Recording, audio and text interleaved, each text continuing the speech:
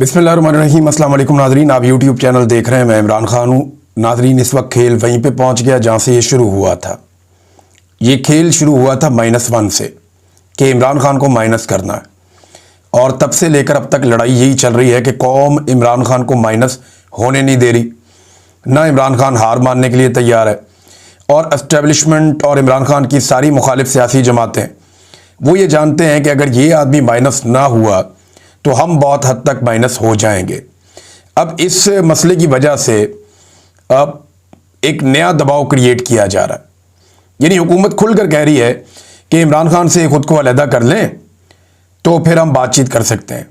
यानी इमरान खान साहब के बयानिए से इमरान खान साहब से अपने आप को अलग कर लें पाकिस्तान तहरीक इंसाफ के लोग, तो फिर उनके साथ बातचीत हो सकती है। एक तो बातचीत के लिए मिन्नत तरला कोई नहीं कर रहा।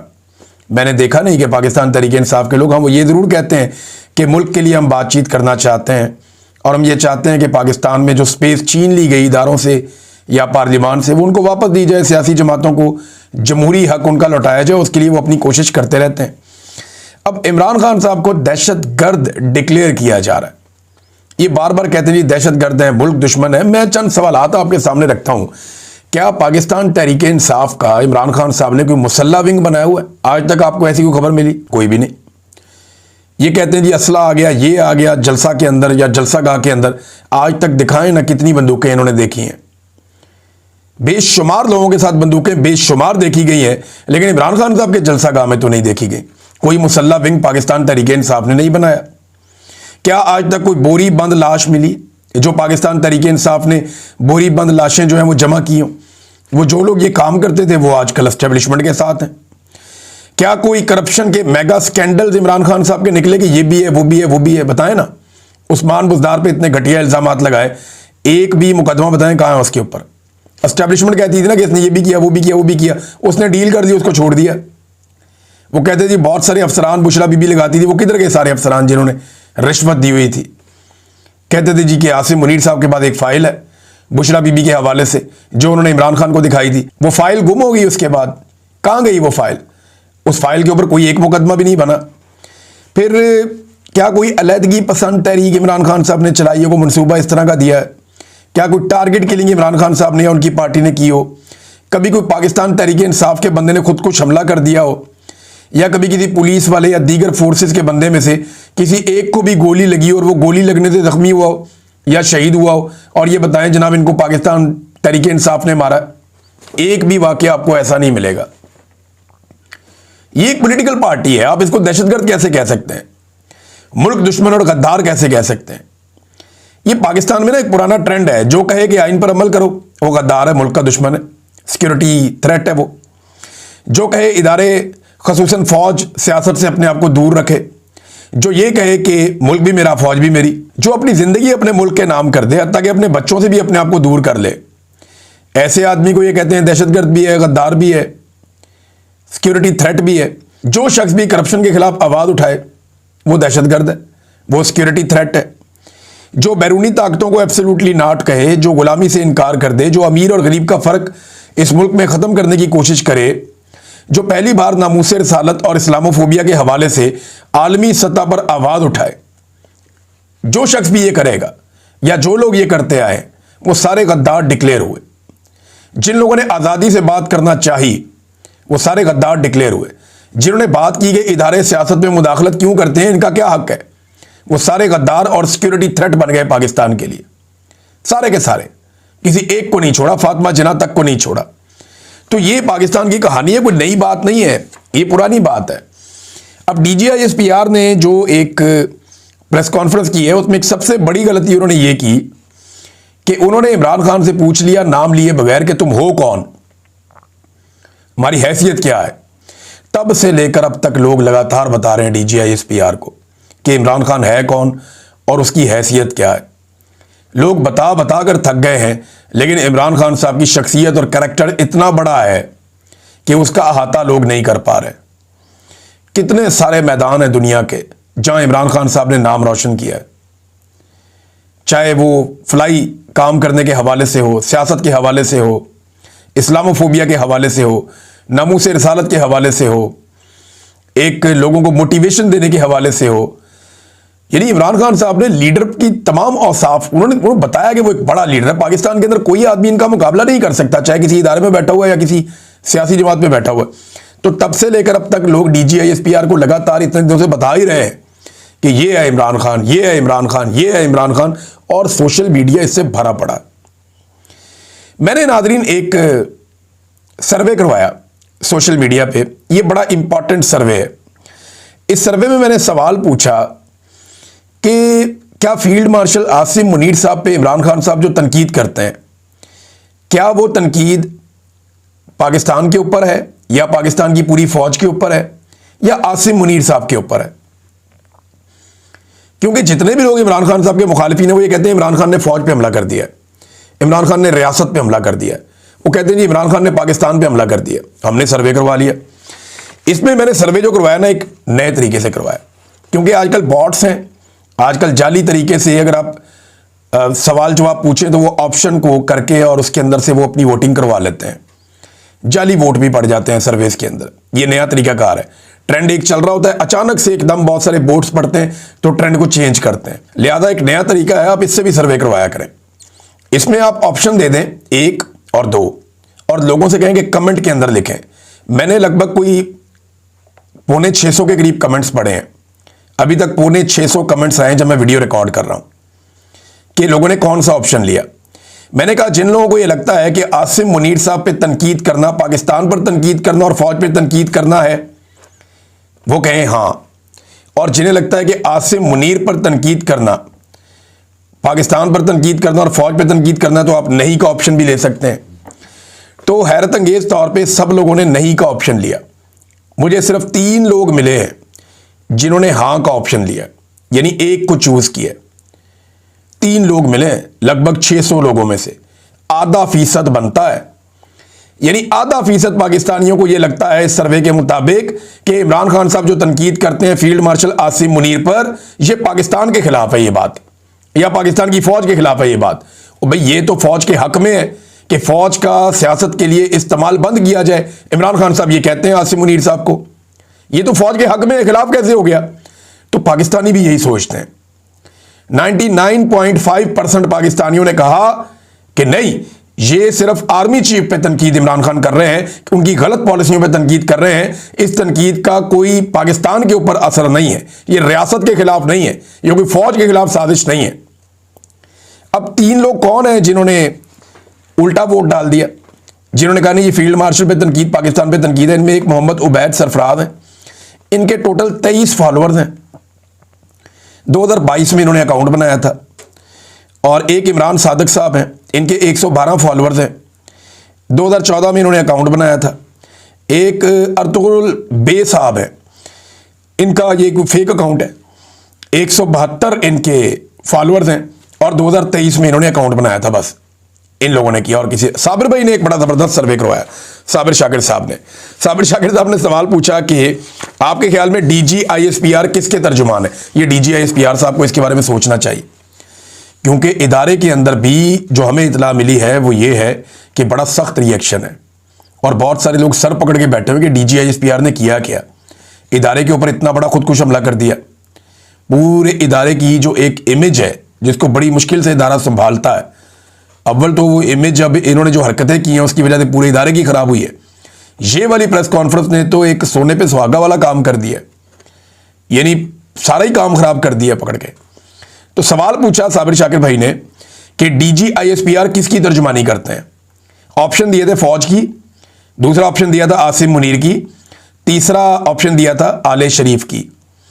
तो जनाब सिर्फ 6% पाकिस्तानियों को लगता है कि DGISPR फौज की तर्जुमानी करते हैं। अब ये DGISPR साहब को सोचना चाहिए कि 94% पाकिस्तानियों को लगता है कि वो तर्जुमानी कर रहे हैं आसिम मुनीर साहब की और शरीफ खानदान की। 65% कहते हैं आसिम मुनीर साहब की और 29% कहते हैं आले शरीफ की। तो फौज की तर्जुमानी कर रहे हो, हालांकि उनकी ड्यूटी फौज की तर्जुमानी करना है। तर्जुमान पाक फौज का उनका ओहदा है DGISPR का। और यहां पे सिर्फ 6% पाकिस्तानी ये समझते हैं कि वो अपने इदारे की तर्जुमानी करते हैं। बाकी लोगों को लगता है कि या तो वो आसिम मुनीर साहब की तर्जुमानी करते हैं या फिर वो तर्जुमानी करते हैं जनाब आले शरीफ की। अब नाजरीन, फैसल वाटा साहब और 1-2 लोग ही बचे हैं जो धमकियां लगाने का काम कर रहे हैं DGISPR के बाद बहुत सारे लोग इसको ओन तो कर रहे हैं। फैसल वाडा ने बड़े अजीब तरीके से टीवी पे बैठ के तो गंद मारना शुरू कर दिया। और जी शेख वकास अकरम को हम कहेंगे टॉमी बाहर आओ, वो टॉमी बाहर आ जाएगा। फिर उनका एक छोटा टॉमी है जो MNA है, उसे भी कहेंगे टॉमी बाहर आओ, वो भी बाहर आ जाएगा।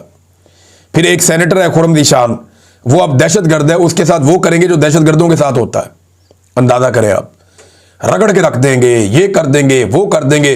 फैसल वाडा की धमकियां ही खत्म नहीं हो रही। मैं हैरान हो रहा हूं, धमकियां ही खत्म नहीं हो रही। और फिर जवाब तो आना था। सेनेटर खुर्रम निशान साहब का जवाब है, उन्होंने कहा वाडा मेरे बेटे कभी मिलो, मैं तुम्हें बताता हूं कि मैं कौन हूं और तुम्हारी औकात क्या है। वैसे इनका आमना सामना हो जाए ना तो मैं खुर्रम निशान को इतना जानता हूं कि फैसल वाडा के लिए मुश्किल हो जाएगी। फैसल वाडा में हौसला नहीं है, हौसला होता तो 2 दिन इमरान खान के साथ खड़ा हो जाता, हौसला नहीं है। जावेद हाशमी साहब ने भी फैसल वाडा को मुखातिब किया। उन्होंने कहा बेनामी सेनेटर की तरह के फौज के तर्जुमान जिस तरह खुलकर सामने आ गए हैं, वाज़े है कि इनके पीछे जो डाकू हैं वो भी नकाब उतारकर सामने आ गए हैं। दुनिया की तारीख में पहली मर्तबा ऐसा हो रहा है कि फौज एक पार्टी को कुचलने के लिए खुद मैदान में आ गई है। आप अपना ये शौक भी पूरा करके देख लें। आपने कई जंगें जीती होंगी, मगर इस अवाम से जंग और अवाम ने जिस लीडर इमरान खान को मैंडेट दिया है उसके साथ जंग करना आपके बस की बात नहीं है। सारे इकट्ठे होकर पड़ गए इमरान खान को, और इकट्ठे होकर भी इमरान खान साहब का मुकाबला नहीं कर पा रहे। फैसल वाडा साहब ने जो बात की वो सिंपल ये है, मुझे नाज़रीन बड़ा अच्छी तरह याद है। ये जो बड़के मारने वाले लोग हैं ना, इनकी मैं आपको एक मिसाल देता हूँ। हम लोग जब छोटे थे तो सब बच्चों की तरह हमें बड़ा शौक था कि हम जानवरों को देखें, चिड़ियाघर जाएं, वहाँ पे भालू है, शेर है, चीता है, ज़राफ़ा है, ज़ीब्राज़ होते हैं, हाथी भी होता था। तो बड़ा लगाव होता है ना बच्चों को जानवरों के साथ, हमें भी था। तो हम अपने पेरेंट्स से ज़िद करके, बाकी बच्चे भी सारे, हम लोग जाते थे चिड़ियाघर लाहौर में रहते थे, वहाँ जाते थे देखने के लिए, छोटे छोटे होते थे।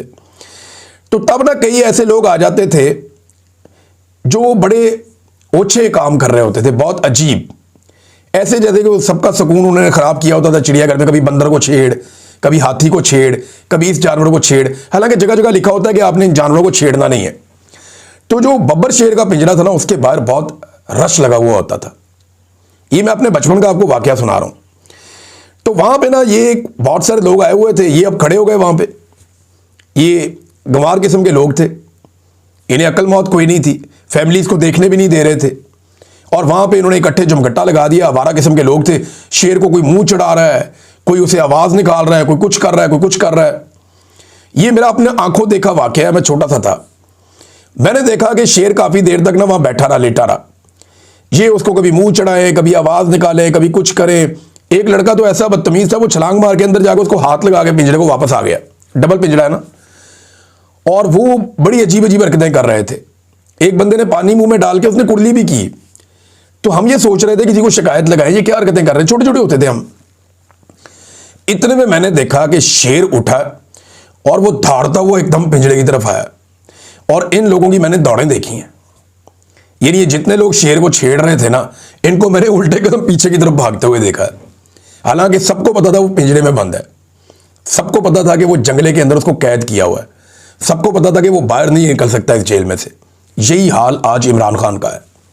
उसको जेल में डाल के ना बड़े बड़े लोग बड़के मारते हैं, कोई इधर छलांग मारता है, कोई इधर छलांग मारता है, कोई उसके ऊपर कीचड़ उछालता है, कोई उसकी बीवी के ऊपर कीचड़ उछालता है, कोई उसकी बहन के बाल पकड़ के खींचता है, कोई उसे ओए तोए करता है, कोई उसे गाली देता है, कोई उसे ज़हनी मरीज कहता है, कोई उससे बदतमीजी करता है।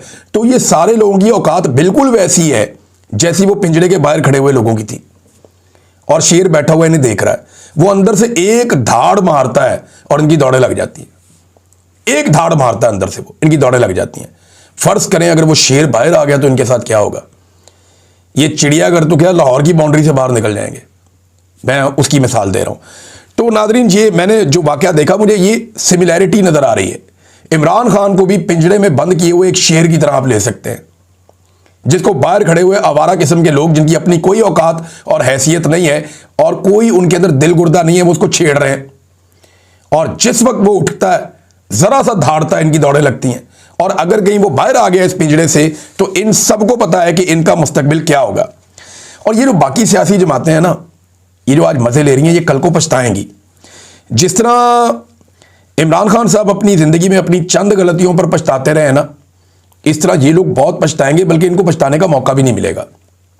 वजह यह है कि इमरान खान साहब ने तो कैलकुलेटेड मिस्टेक्स की थी, इन्होंने तो तबाहियां ही फेर दी हैं, इन्होंने तो सारी लिमिट्स ही क्रॉस कर दी हैं, और इस लेवल की लिमिट्स क्रॉस की हैं कि इनके पास कल को कोई जस्टिफिकेशन रहेगी भी नहीं।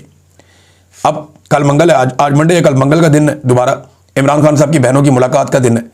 पिछली मरतबा बहुत बड़ी तादाद में लोग गए थे मुलाकात करवाने के लिए, ख़ास तौर पे पंजाब से बहुत बड़ी तादाद में लोग निकले थे। अब टाउट्स धमकियां लगा रहे हैं पहले से ही कि मुलाकात नहीं होनी इमरान खान की, हम करवाने ही नहीं देंगे मुलाकात। और ऑब्वियस है, जिस तरह का स्टेटमेंट इमरान खान साहब ने दिया उसके बाद मुलाकात होना थोड़ा मुश्किल है। लेकिन पेशावर का जलसा बड़ा कामयाब हुआ। अब इमरान खान साहब सबसे पहले तो पेशावर के जलसे का जिक्र करेंगे, और फिर वो जिक्र करेंगे आसिम मुनीर साहब को मिलने वाले इस्तिस्ना पे, और दोबारा जो उनकी तैनाती है इस मामले के ऊपर भी। लिहाजा कोशिश शायद की जाए कि इमरान खान साहब की बहनों को ना मिलने दिया जाए। अब डिपेंड करता है कि कारकुन कितना दबाव बढ़ा सकते हैं या बना सकते हैं। ये फैसल वाडा ने और बाकी लोगों ने जो टाउट्स हैं, इन्होंने दावा किया कि बहुत दूर यहाँ जेल से रोक दिया जाएगा, नहीं जाने दिया जाएगा जेल की जानिब, और ये भी कहा गया कि इमरान खान साहब की बहनों को गिरफ्तार भी किया जा सकता है। तो देखते हैं कि कल मंगल वाले दिन क्या होता है। बहरहाल इमरान खान की बहनें कह रही हैं कि हम तो ज़रूर जाएंगे, किसी सूरत हम नहीं रुकने के, हम पहुंचेंगे।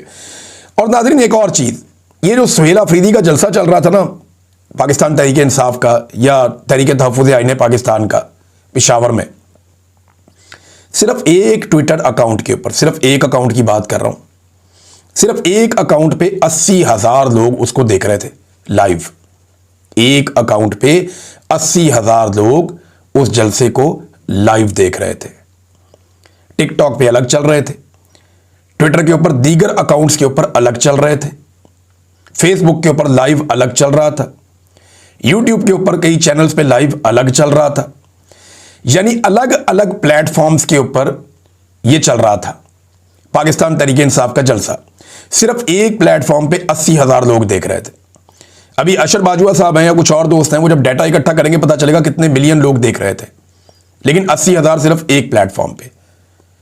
अब आप अंदाजा करें कि DGISPR की जब लाइव प्रेस कॉन्फ्रेंस चल रही थी, जब पाकिस्तान के सारे जर्नलिस्ट बुलाए गए थे, उसे चंद 100 लोग देख रहे थे, सिर्फ चंद 100 लोग। इतना बड़ा फर्क है। वो उन्होंने पूछा ना कि इमरान खान तुम्हारी हैसियत क्या है, तुम हो कौन? ये हैसियत है कि वो जेल में बैठा है और सिर्फ उसके नाम के ऊपर एक जलसा हो रहा है, और उसके नाम के ऊपर जलसा हो रहा है, उसका एक जूनियर लीडर वहां पे वजीर आला के तौर पे खड़ा है, और सिर्फ एक अकाउंट पे 80,000 लोग देख रहे हैं। और आपको सारे अकाउंटों पर मिलाकर 10,000 लोग नहीं देख पाए। सारे अकाउंटों पर मिलाकर चंद 100 चंद हज़ार लोग होंगे मैक्सिमम, सारे मिलाकर। तो आप कैसे पूछ सकते हैं उससे कि तुम्हारी हैसियत क्या है? वो रोजाना अपनी हैसियत साबित करता है। दो सहाफ़ी हैं नाज़रीन, अहमद नूरानी साहब और जमील फारूकी साहब, और एक पॉलिटिकल फिगर है समाबिया ताहिर साहिबा। इनके ऊपर नाज़रीन सोशल मीडिया पे मुबैना तौर पे पाक फौज के खिलाफ प्रोपेगेंडा करने पर अलग-अलग मुकदमात में इनको इश्तिहारी करार दे दिया गया। इंतहाई अफसोसनाक हरकत है। अहमद नूरानी साहब तो चले पाकिस्तान में नहीं है, उनके ऊपर मुकदमा दर्ज कर दिया। जिस मुल्क में वो हैं वहां चले जाएं और जाकर उस खबर की बुनियाद के ऊपर वहां पे मुकदमा करें, आपको पता चल जाएगा। अगर उनके पास सबूत है तो वो वहां पे देंगे, वहां जाकर केस करें ना, जहां पे वो मौजूद हैं। पाकिस्तान के अंदर आप कैसे केस कर सकते हैं? दूसरा, जो समाबिया ताहिर साहिबा है वो तो पाकिस्तान में मौजूद हैं, जो जमील फारूकी साहब हैं वो भी पाकिस्तान में हैं। उनको बारों बार इश्तिहारी कर दी है, भाई उन्हें नोटिस करें, उन्हें बुलवाएं, वो अदालत में आकर खड़े होकर जवाब देंगे। उन्हें मौका ही नहीं दिया जवाब देने का। इस किस्म की पाकिस्तान के अंदर 2 नंबरी और फ्रॉड हो रहा है। नाज़रीन, मैंने आपको बताया था ब्रिगेडियर मोहम्मद अहमद साहब 97 ईयर्स के हैं, ये फर्स्ट PMA लॉन्ग कोर्स के हैं। तो इन्होंने एक स्टेटमेंट दिया था, फौज के बारे में एक पैगाम जारी किया था। अब कर्नल रिटायर्ड सुहेल अनवर साहब हैं, इन्होंने भी एक अपील की है और फील्ड मार्शल से की है कि जनाब बस कर दें, अब आप अपने आप को फ़ौज से अलग कर दें। इससे बहुत ज़्यादा मुतनाज़ आप हो गए हैं सियासी एक्टिविटीज़ की वजह से, और इसकी वजह से फ़ौज का नुकसान हो रहा है। तो अब जो है वो अपीलें भी आना शुरू हो गई हैं। एक तरफ जो है वो एक्स सर्विसमैन की एक सोसाइटी है, उन्हें इकट्ठा करके PTI के खिलाफ बयानिया बनाया जाता है। दूसरी तरफ जो रिटायर फौजी अफसरान आज़ाद हैं वो ये बार बार कहते हैं कि फ़ौज सियासत में मुदाखलत बंद करे। ये बात तो कायदे आज़म ने भी कही थी, कायदे आज़म की बात नहीं मानी तो किसी और की क्या मानी जाएगी। अब नाज़रीन आखिरी खबर, मुस्तफ़ा कमाल साहब ने एक स्टेटमेंट जारी किया। ये जरा स्टेटमेंट सुने आप। वो कह रहे हैं शुक्र करें फ़ौज सिर्फ प्रेस कॉन्फ्रेंस करके जवाब दे रही है, वरना इससे बहुत कम गुनाह पर माएँ अपने बच्चों को ढूंढती रही हैं। यानी फ़ौज के ऊपर इतना संगीन इल्ज़ाम कि यानी कोई कुछ करता भी नहीं और उनके बच्चे गायब कर दिए जाते हैं और माएँ फिर अपने बच्चे ढूंढती हैं। वो कह रहे हैं शुक्र करें कि फ़ौज सिर्फ प्रेस कॉन्फ्रेंस कर रही है, वरना वो जबरी तौर पे लापता भी कर सकती है। ये क्लैरिटी है ना कि माएँ अपने बच्चे ढूंढती रही हैं, या तो जबरी तौर पे लापता कर देंगे या मार के लाश छुपा देंगे। तो फ़ौज के ऊपर इतना घिनौना और घटिया इल्ज़ाम किसने लगाया? मुस्तफ़ा कमाल ने लगाया। कमाल नहीं कर दिया। अच्छा, वो अगर अपनी तरफ इशारा कर रहे हैं तो मैं आपको ये बताऊं कि बोरीबंद लाशें, ये भत्ताखोरी, ये जग्गा टैक्स, ये अगवा बराए तावान और चाइना कटिंग, ये वाकई बहुत छोटे छोटे जराइम थे। इंसाफ मांगना, रूल ऑफ लॉ मांगना, मैंडेट का एहतराम मांगना, आज़ाद अदलिया मांगना, आइन का एहतराम मांगना, ये बड़े जराइम है मेरे ख्याल में। जो मुस्तफ़ा कमाल साहब कह रहे हैं इस एतबार से तो फिर ये छोटे जराइम जो हैं वो यही वाले हैं कि कोई बोरीबंद लाश मिल जाए, कोई जो है वो भत्ताखोरी हो जाए, कोई जो जगह टैक्स किसी से ले लें, कोई चाइना कटिंग कर ले, कोई अगवा बराए तावान कर लें, कोई और गेम कर लें, कोई स्मगलिंग कर लें, ये छोटे छोटे जराइम